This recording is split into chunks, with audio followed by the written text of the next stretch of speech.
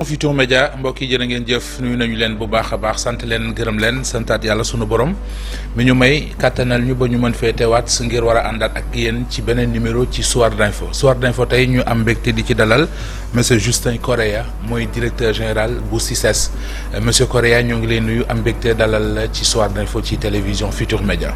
Mamadou Mohamed maa ngi lay gërëm di la sant bu baax ci dalal bi ngeen ñu dalal di nuyu téléspectateur TFM yëpp. dolli ci présentation bi ne ku ñu ràññee nga ci wàllu politique yaa ngi bokk ci parti bi di Pastef les Patriotes yaay coordonnateur bi fële ci Hann Bel-Air sa teewaay fii ci li ñuy waxtaane bokk na ci li ñu war a li war a tàmbali ci réew mi suba mu di lii di Dakar foire kon salon international expo ci wàllu matériel médical ak santé fii ci Dakar mais également mu ànd ak beneen xew-xew boo xamante ne ji ñu ànd loolu la ñu bëgg a waxtaane ak yow mais bala ñuy sori dañ ci dégg ñaar bu weesoo salon international de la santé et du matériel médical muy CISDAC dafa am beneen salon boo xamante ne ci 5e édition bi ca la ñu toll muy bi nga xamante ne moom la ñu woowee expo santé aussi noo ñu mën a leeralal ñaari événement yooyu pour que kii seetaan mën a xam. waaw jërëjëf Mohamed donc baax nañu fàttali tuuti. CISDAC fan la jógee. allez-y. boo jëlee CICES. moom moomee lépp luy organisation foire internationale bu Dakar. en 2008 ba ñuy organiser foire internationale de Dakar daa am pàcc bu am solo boo xam dañ ko jagleloon pàcc. donc bi ñuy demee ba ci njëkkantal ba lañ gis xam ni salon bi ñu amoon pour la santé nit ñi daf leen a intéressé bu baax a baax. noonu lañ demee toog ak les acteurs de la santé ne lii baax na ñu utal ko propre datam utal ko calendrier ci lañ jógee nag chaque année ñu créé lu ñu tuddee CISDAC muy salon international de la santé et du matériel médical de Dakar. donc ñoo ngi suñu 10e édition ren et chaque fois rek CICES ak ministère de la santé lay àndal pour def ko ak moom. bon bala ngay sori dolli na ci ne 10e édition bi su ma jumul invité spécial bi mooy. Maroc mooy invité spécial bi. ñu am Arabie Saoudite également mooy pays invité d'honneur. invité d'honneur ok d'accord thème bi mooy la santé vecteur de développement économique des pays de l'OCI. des pays membres de l'OCI. très bien léegi muy ñaari xew-xew yu ngeen bëgg a boole. CICES muy kër gi nga jiite war koo daloo. lan mooy enjeu yi lan mooy attente yi lan mooy objectif yi. am na solo dañuy jël dégg nga ñu tudd ci OCI. OCI boo ko jógee mooy organisation de la coopération islamique. Sénégal bokk ci kuréel googu.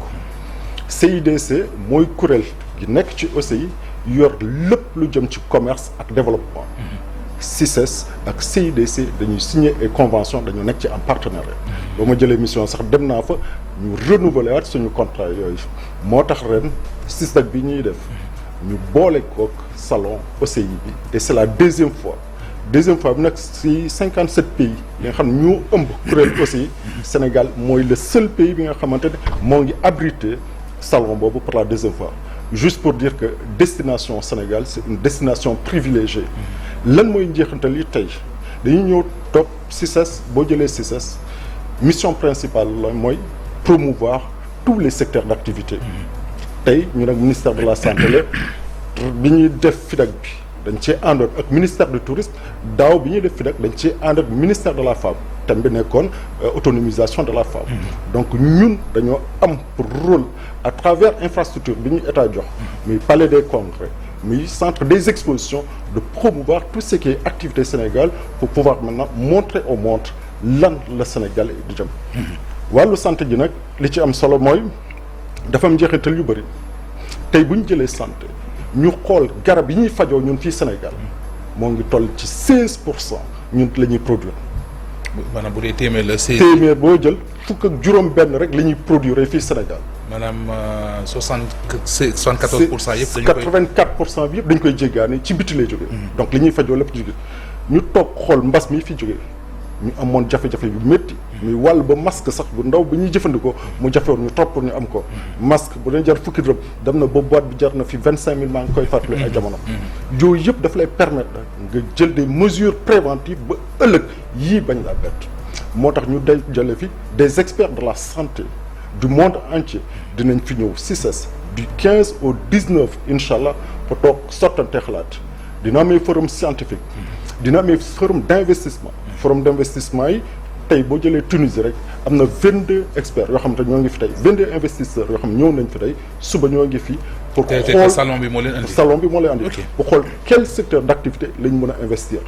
Maroc naka noonu am nañ 20 experts yoo xam ñoo ngi fi investisseurs yoo xam ñoo ngi fi. donc c'est occasion ma woo tous les investisseurs surtout le club des investisseurs du Sénégal ñu ñëw ci salon bi xool les opportunités yu ñu mën a saisir. donc loolu yëpp dina am suba ci CICES gi si suba la forum bi di démarrer. après midi bi la ñuy def ouverture officielle bi incha allah te premier ministre incha allah moo koy jiite. moo koy présider mais bëggoon nañoo xam xaw ma ndax am nga information bi mu déet mooy ñaata exposant lañ ciy séntu. ak yan réew ñoo ci war a teew. alors tey bu ma naree jëlee nombre d'exposants yi ñuy jël dañoo jël benn pavillon jagleel ko pour exposition bi.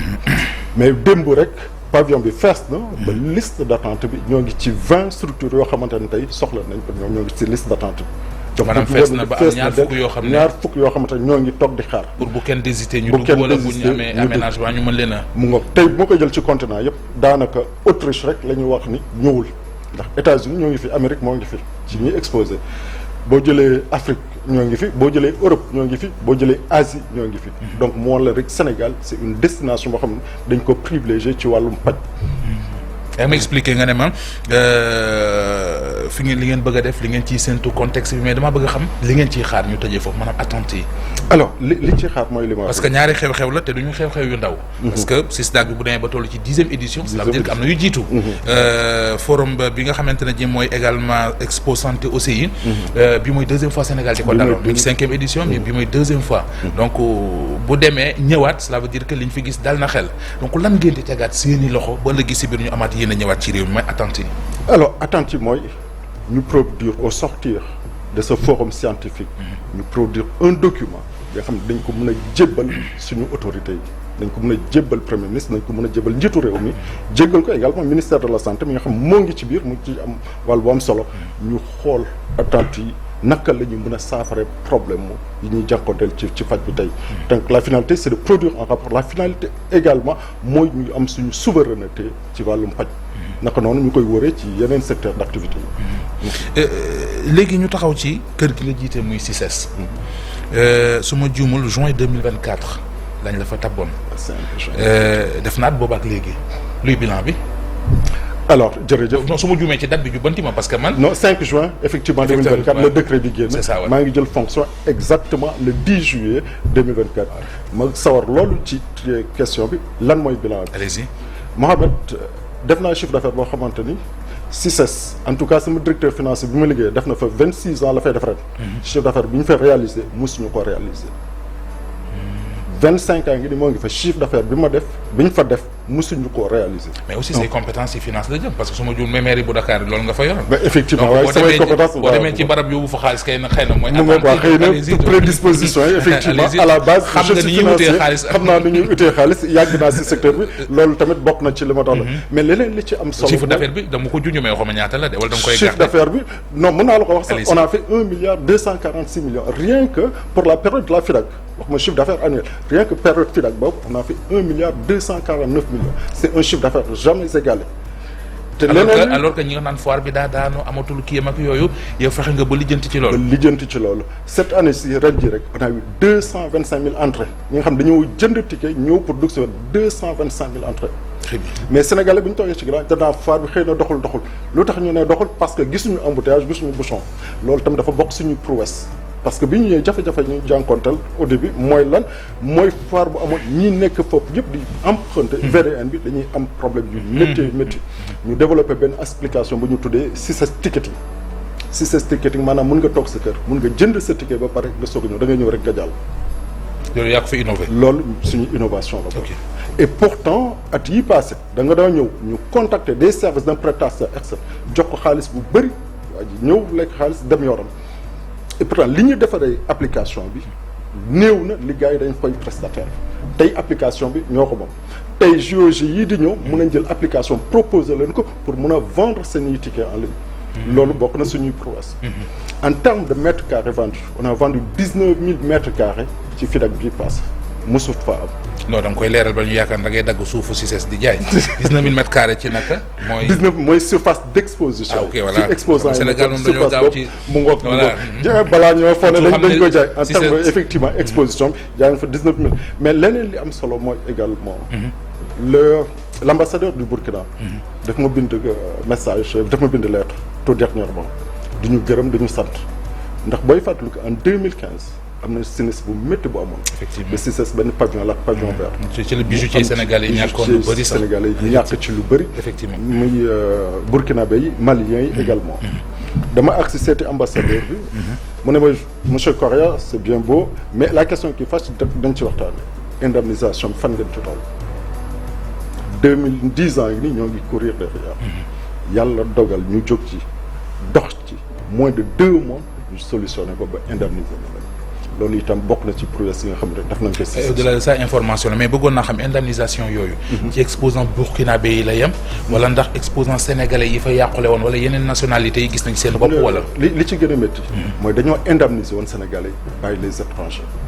loolu moo ci gënoon a métti en fait. mais c'était mal vu ça déjà. c'était mal vu donc yàlla dogal yàlla suturaal na ba bi ñu ñëwee nii ñu fexe avec l'agent judiciaire de l'État mu diligenter question bi ba tey indemniser la lañ donc ak yeneen nationalités yi également. donc kon mën nañu xamee ci yow ci ne sinistre boobu ñi ci lorule woon état bu Sénégal wàccoon ak ñoom. ci wàllu indemnité wàccoon ak ñoom fii ñu waxee yow état bu Sénégal wàccoon ak ñoom ñi ñu répertorié woon yëpp wàccoon nañu ak ñoom tey. donc yooyu également bokk na ci prouesse yi nga xam ne def nañ ko en un temps record bi ñu fi toogee ba léegi. léegi mu des ndax gisoo ne jot nañu réinventé waat foire Ndakaaru parce que gis nga su ma jumul même ministre du commerce Sénégal mi ngi Chine ci ndaje yu ni mel avant loolu déggoon nañ ko fi Dubaï li ñuy dem di jëndi pavillon di yóbbu suñuy doole ndax mënuñu koo def fii comme parce que Senghor su ma jumul bi muy créer CICES loolu ko taxoon a jóg maanaam commerce international est-ce que waree suta réinventé waat CICES joxaat ko gëdd bi foire autant pour moi joxaat ko gëdd bi ba mu doon loo xamante ne ji dafay kawe fi dafay weesu fi mu nekk gis nga malgré état de délabrement de dégradation avancée gis nga ni ñoo ngi accueillir ay exposition bi tey ñoo ngi jógee nii ci FIDAK ñoo ngi CISTAC ak Expo OCI santé ñoo ngi waajal FIDAK ñoo ngi waajal FIARA ñoo ngi waajal malgré tout ça pour dire que tey bu ñu changé woon soppiwoon xar kanamu CICES gis nga lu ñu mën a capter en termes de tourisme économique déjà en termes de tourisme d'affaires c'est un potentiel bu am solo la mun na am jeexantal bu rëy ci balance commerciale. doguma la mais du pour tooñ également mais daanaka ñu bëri ci sa salle 4 avril lañ xam. salle de conférence loolu rek lañ xam. pourtant potentiel bi c'est extraordinaire mais bi bu ñëwee tamit dañoo jël loolu. def ko suñu cheval de bataille def ko samay priorité. sama discours inaugural bi may ñëw toog discours de passation laa dégagé 3 axes. benn bi mooy il faut que ñu réhabiliter CICES 1. deuxième bi la digitalisation la transformation digitale troisième bi mooy la diversification des activités et yaa ngi ko gis FIDAK bi ñoo ngi koy def avec le ministère du tourisme def nañ bii ñoo ngi ni avec le ministère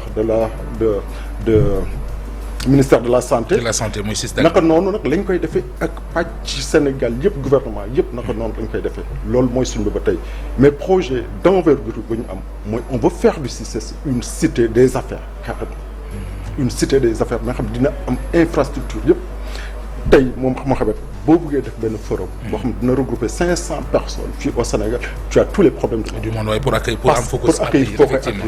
raison pour laquelle on a pensé réfléchir créer benn cité économique benn cité des affaires biir CICES parce que yàlla dogal na espace bi jël nañ ci gaa mais am na lu ci des loo xam ne am na solo nañ ko préserver def benn cité économique xam ne tey forum yi ñuy am yëpp rêve Senghor bi ma amoon yëpp faire du CICES un hub commercial de la sous-région du continent rêve boobu nañ ko mën a matérialiser di soobee yàlla tey ñoo ngi ci defaat nañ maquette yi pare nañ fii mu nekk li ñuy def mooy ñoo ngi ci étude finalisée étude technique yi ak étude financière yi moom la ñuy finaliser ni na toog ak autorités compétentes yi pour ñu jox ñu ñaanal ñu pour ñu ma jëmal projet bi. mais financement moom du la war a jafe ndax réew mi ni mu méttee ku góorgóorlu ba génnee 1 milliard ak lu teg ci CICES foire. waras naa mën a am yaakaar ci loolu mais léegi monsieur Correa su ma jumul bi ngay def passation de service am na ci ay xibaar yu fi jiboon muy lu ñu yàgg wax ci CICES mu di agression bi muy subir ci wàllu foncier parce que bu ñuy wax ne 1974 bi ko Senghor di teg mi ngi woon ci 107 hectares. ñu koy wàññi di xàppati di dagg yi dëkk ba léegi c'est moins de 30 hectares. ñu doon xalaat ndax di ngeen yegg ci def révision de convention de concession diggante état ak CICES ndax am na bu dee waaw fu ngeen ci toll bu dee amul lu ko tee am. alors wax nga dëgg bi ko Senghor di def ñu ngi si woon 107 hectares. tey néew na 30 hectares yi nga wax ñoo ngi ci 20 hectares agression bi dafa jéggi dayoo. yooyu joxe dañ ko et Sénégalais yi ci dëkk. jàll na mais li métti ci loolu yëpp mooy ci biir am na ñu fa nekkoon fa locataire fexe débrouillé wu ba am ay titre wala am fay bàyyi. ci biir CICES. ci biir CICES. muy la fa des nii ci. li fa des noonu mel ni sëkk rek nga yor sa appartement nga loué fa ab néeg nit ki fexe ba néeg boobu tey moo ko téyel boppam ne moom moo ko moom loolu moo nga fa. en fait nu ñu fa dëkkee terrain la magasin la c'est quoi. et magasin la à l'origine et magasin la ñoroon à l'origine mais fexe nañ débrouiller avec la complicité naturellement des gouvernants sortants ba am fa équipe mais teewul dinañ continuer li ñu yoon may dinañ ko def pour mun a jëlaat loo xam dañ ko moom parce que projet yi ma la wax sànq yi ñu jëm mënuñu cee céder 1 centimètre parce que projet d'intérêt national la Sénégal gi yëpp mu ci war a mun a gis boppam donc yooyu yëpp duñ ko céder tudd nga ko léegi c'est une convention une concession moo lié CICES ak le gouvernement du Sénégal mais la convention a expiré jàll na depuis fi mu ne dara engagé 86 la woon convention bi jàll na baax na dañuy war a réviser waat convention bi mais yooyu yëpp du ñëwee bind nañ ñu war a bind mooy l'agence judiciaire de l'État surtout pour ñu toog xool naka la ñuy réviser convention bi et je pense que ak projet yii ñu am ni révision bi dina mën a doon lu gaaw. mën nañu waxtaan tuuti ci politique bala ma lay bàyyi. d'accord doore ak xëy na actualité bi mooy gis nañu tey premier ministre Ousmane Sonko ma nga woon assemblée nationale muy deuxième fois mu koy def. jàkkaarloog député yu suivre nga ko. aslëf am nga ci écho. am naa ci écho. mais amoo ñëgg-ñëggi xool tey bu ñu demee moom premier ministre mu taxaw député yu bari yi fare ci opposition bi boycotté ko ndax nee nañu doxilan ci assemblée nationale moo leen neexul. jàpp nga ne loolu day dundal démocratie. ñoom ñu ne dañoo boycotté. ndax doxalinu premier ministre njiitu moo leen neexul. mais ñoom dañuy fàtte ne ndaw askan wi leen. ñoom dañuy fàtte ne askan wi moo leen yónni. dañuy fàtt ne askan wi da leen a yebal dañuy fàtt ne askan wi da leen a fay pour ñu teewal ko foofu. kooku ne neexu leen da ngeen a war a ñëw toog jàkkaarloo ko li naqari askan wi ngeen wax ko mu dégg ñooñu lan lañ def ils ont fui les responsabilités donc noonu laa ko mën a qualifier dox ne Ousmane Sonko nekk na fi moom cundum biir assemblée nationale ñoom ñuy génn tey mu nekk fa ak majorité ñoom ñuy génn ça veut tout dire loolu lan la wundu dafa war a wane ni rek ñii Sénégalais yi dénk seen voix.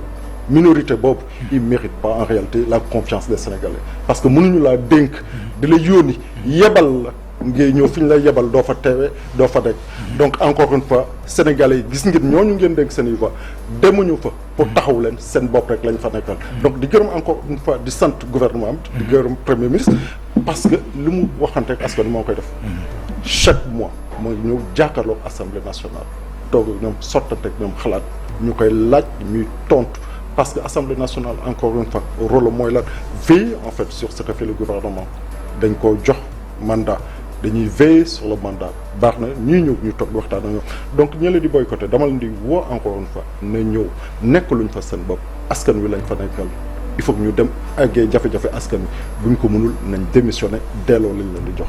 def na 1 an ci biir régime mu Pastef yegsee ci réew mi. président Diomaye ak premier ministre Ousmane Sonko. bilan 1 an bi ku nekk ak li nga ci gis. ñi jàpp ne yaakaar ju tas la ñi gis ne ñi ngi ciw yoon. ma bëggoon a am yow sa xalaat. alors bilan 1 an bi. xam nga li may wax rek. la première année bi. ce sera difficile. de faire un bilan matériel. mais le bilan sera beaucoup plus immatériel. immatériel nga jëlee ko ba ci njiitu réew bi. bi ñu tab. Pastef waxoon ko ci programme.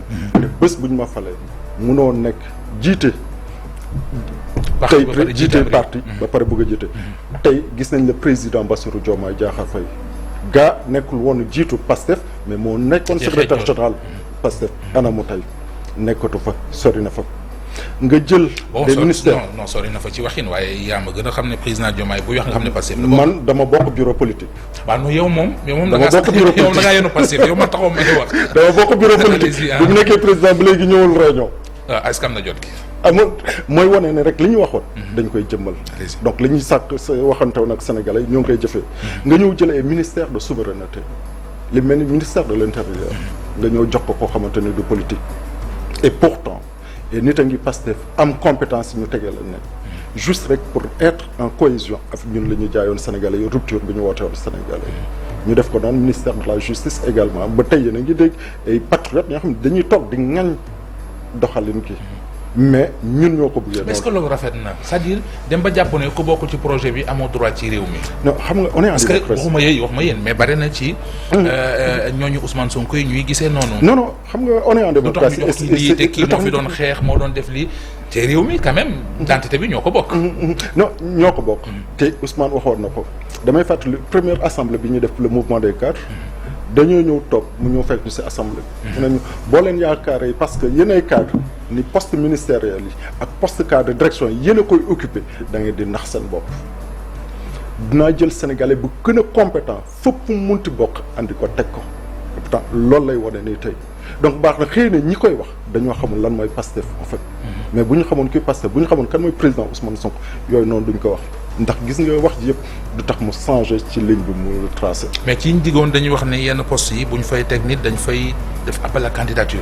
gisoo ko gisuma ko. lu soppeeku ci diggante bi.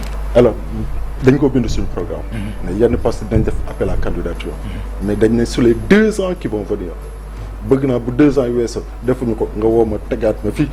ma Korea yàlla boo xam ne 2 ans préciser kon dañu sur 2 effectivement sur les 2 ans qui vont venir bind nañ ko sax si le livre projet ñoo ngi sur les 2 ans qui vont venir nañ def appel à candidature pour yenn poste donc 2 ans yi ba jotee waat ma tegaat ma fii na ma saa yi li nga waxoon ne diggee woo leen ko li nga diggee woon jëfee woo leen ko. léegi monsieur Justin Correa ci 1 an yi jàll liggéeykat yi moom sonn nañ ci.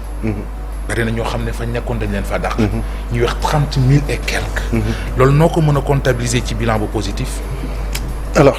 dama koy jëlee ci man rek man mi nekk CICES da nga ñëw fekk fa personnel bu pléthorique fi nga soxla 20 personnes tu as 60 personnes c'est un personnel pléthorique soxla woo ko moo tax entreprise yëpp di suux gis nga njeexital finalité bi lan la mooy xaalis boobu ñu doon leb ci biti di ko nëbb pour mun a supporter certaines charges mais en réalité booy gérer entreprise nga xool état financier di nga xam li nga soxla li nga antan en termes de ressources humaines ñi ñu dàq yëpp c'est parce que soxla woon lañ en termes de ressources humaines entreprise noonu lañ doxee soit de 2 choses l'une da nga leen fay bàyyi nga leen di fay entreprise bi du mës a jëm kanam maanaam Sénégal donc du mës a jëm kanam Sénégal da ngay yenn loo antanoon en réalité c'est ça neexul ci xol nga fekk un père de famille nga ñëw arrêté contrat am encore que la plupart des contrats ay contrats la yu arrivé à terme parce que man mi dal na ma bi ma ñëwee si sas bàyyi ñëpp fa laa leen bàyyi mais au 31 décembre bi muy jotee contrat yi arrivé à terme yëpp dama leen a tegee ne ma woo chaque chef de département ne ma fais-moi une note ne ma ñan nga soxla en termes de ressources humaines ñi nga soxla motiver ko defal leen ma ces fiches de poste liñ ma defal ñoom laay jël et pourtant il y a beaucoup de personnes qui ont été écartées ça veut dire que soxlawoo leen chef de département ñoo ko def man directeur def moo ko ñoom laa bàyyi donc noonu la ci fànn yëpp ci direction yëpp mais vous avez dit 30 personnes jëlal seen masse salariale 30 000 jëlal masse salariale boobu jëlal masse salariale nga xool autrement nga xool naka la doon peser en fait sur le budget du Sénégal. mais drame social la de quand même. non en fait du drame social tu sais des fois c'est mieux d'ailleurs gis nga bàyyi la ñu dem parce que j'ai trouvé fekk naa CICES nit ñoo xamante ni nekk nañ fa 5 ans 10 ans et contrat de prestation de services yoo xam dañ koy renouveler éternellement mais kooku bu demee retraite fan la jëm. amul benn assurance professionnelle amul benn assurance tu lui donnes la chance d'aller voir ailleurs c'est difficile mais c'est ce discours-là que j'ai tenu man avec mon personnel et Dieu sait qu'ils l'ont compris maa ngi def benn réorganisation ak lii ma wax dina juree emploi ñooñu ils seront prioritaires également ci li may recruter. Très bien. mais encore une fois loolu benn instant moo gën ci moom dina métti mais moo gën ci moom. tu peux pas vivre de 100 000 de 200 000 francs. éternellement pour prétendre éternellement et aller à la retraite les mains vides. très bien léegi monsieur Correa ñeenti minutes ma dese te bëgg naa ñu waxtaan ñaari ponk benn mooy damaa bëgg ñu dellu si waat ci SISDAC ak lii di SISDAC Connect. mooy lan exactement. alors SISDAC Connect dafa bokk ci benn point bu ma cité woon bi ñu may tabb. mooy la digitalisation. dama ñëw foire ñu ñëw ne foire c'est sur 15 jours wala sur 1 mois. damay ñëw foire jënd fa benn produit ma xëy soxlawaat produit bi foire bi jeex na dootuma ko mën a gis. nga gis sama benn producteur bu nekk fële au fin fond de la Casamance ñëw di def lu mucc ay yu rafet ay jus naturel par exemple xam ma ñëw faar laa koy jëndee mais il faut que ma toogaat xaar at bi ñëwaat pour ma gisaat ko. du la arrangé du ko arrangé dama arrangé du ko arrangé ma ne kii il faut que ñu jàppale naka lañ leen di jàppale ci lañ créé lu ñu tuddee Foire Connect. Foire Connect c'est une plateforme en ligne. Tous les exposants et on a choisi les producteurs sénégalais les produits sénégalais les produits locaux ñoom lañ jël. def leen ci plateforme en ligne bi de sorte que fii ma toog nii ak yow tey ma génne sama téléphone mun naa xool produits locaux yi nekkoon ci FIDAK bi ma commandé ci ñu moo ngi tudd Foire Connect. ah d'accord. ma def ko loolu moo tudd Far Correct. ok dafay am ci SISDAC bi également. day am également ci SISDAC bi. ñi fi nekkoon tous les exposants également dinañ leen dugal ci plateforme en ligne bi. de sorte que ki nekk bitim réew. mun a xool jokkante ki koy jaay jokkante ki ko defar. donc lii lu ñu def pour accompagner les promoteurs. Rabi Seydou Tall ngeen pare ngeen jaar commercial parce que DG publicité ma doyee léegi nag laaj bu mujj mooy. Hann Bel-Air nga nekk. Hann Bel-Air dafa yëngu ci wàllu politique. ñu xam la fa. bëggoon a xam luy ambition yi foofu noonu. ndax da ngay bàyyi ña fa nekk ñuy doxal soxlawoo maire yi soxlawoo fa dara wala ndax am nga yéene soobu ci géew bi te commune bi a liggéey ko bon des na mais bëggoon nañu xam ambition yi. non naturellement comme tout politicien ku nekk ci benn base politique tu as des ambitions ambitions yi weesu lu dul liggéeyal gox boobu te mun a liggéeyal gox boobu il faut nga téye ko. il faut nga téye gox boobu il faut que naturellement Pastef téye gox boobu et c'est notre ambition je le dis cash on ambitionne de tenir la mairie de Hann Bel-Air pour pouvoir apporter les solutions aux problèmes des populations de Hann Bel-Air. maa ngi lay gërëm bu baax a baax. di la gërëm di la sant di wax leen rek. allez-y. dinañ am li ñuy tuddee consultation gratuite. ci SISDAC bi ñuy def donc du 16 ba 18 am na ay consultation. au-delà de consultation bi sax boo mënee ñëw ci programme bi loo xamante ne xëy na ki koy dégg toog këram. soxla woon ko xamul fu mu koy fekk. loolu moom mën nañ ci waxtaan. voilà am nañ forum scientifique bi nga xam ne suba lay ubbi. donc forum scientifique dajale na tous les experts du monde entier et des experts du Sénégal ñu toog waxtaan ci jafe-jafe ci àdduna bi mooy problème médicament problème industrie scientifique bi. il y a un forum également des investisseurs mooy ñu ma tudd léegi. c'est des Tunisiens ñoo ngi fi des pays arabes ñoo ngi fi également ñëw rek pour xool les opportunités d'investissement dans le domaine médical et dans l'équipement médical. Il y a également des consultations gratuites mais profitons de remercier le professeur. ci yenn pathologie wala bari na. bëri na ba ma ñëw jël dépistage bi dinañ jël cancer dinañ jël diabète dinañ dem VIH dinañ jël tuberculose et cetera. nga ñëw am na radiologie également. am nañ yan également am nañ radiologie bon damay profiter rek di gërëm foofu le professeur Gallo Diop. professeur Gallo Diop l'éminent neurologue moom mooy lépp paaxe. effectivement moo dajale ñooñu spécialiste yëpp la dajale andi leen. armée nekk suñu ginnaaw également andi fay tant andi fay équipement pour que képp ku ñëw rek mu nga ñëw consulter wu ci domaine yooyu yëpp ñu cité donc encore une fois la consultation elle est gratuite. boo consulter wu ba pare. pharmacie nationale d'approvisionnement moo ngi fa PNA. ñu sant di gërëm docteur Seydou Diallo mi ko jiite. yenn garab yi mu may la ko nga dem faju. c'est bon à préciser yenn garab yi. yenn garab yi c'est bon à préciser. maa ngi lay gërëm bu baax a baax. gërëm naa la ma xam ne. Justin Correa la ñu àndaloon Soir d'Info mooy directeur général bu CICES. amee ndomba tànk politique mooy coordonnateur Pastef les Patriotes ci fi nga xam ne mooy Hann Bel-Air amoon mbégte dalal ko ci Soir d'Info. jërëjëf gërëm équipe bi nga àndaloon yëpp nag seet si ñu gërëm leen yéen ci ànd beeg télévision Futurs Médias ci kanam tuuti na ànd ak yéen